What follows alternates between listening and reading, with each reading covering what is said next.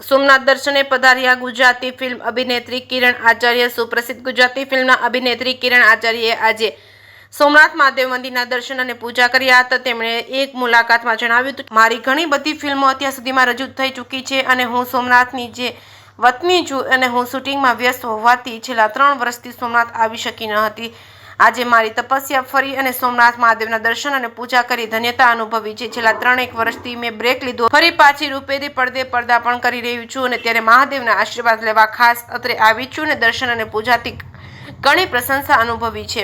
જેકેએસની ગુજરાતી સાથે મહેશ વાજા, સોમનાથ। જે આપનું નામ અને પરિચય। નમસ્તે, હું કિરણ આચાર્ય। ઓળખતા જશો તમે લોકો, ગુજરાતી ફિલ્મ ઇન્ડસ્ટ્રીની હિરોઈન છું। ઘણી બધી ગુજરાતી ફિલ્મો કરી છે અને તમે જોઈ પણ છે અને તમારે પ્રેમ પણ મને ખૂબ આપ્યો છે તમે ફિલ્મો જોઈને। શું કહેશો, સોમનાથ મહાદેવના દર્શને આવ્યા છો, દાદા પાસે શું પ્રાર્થના કરી?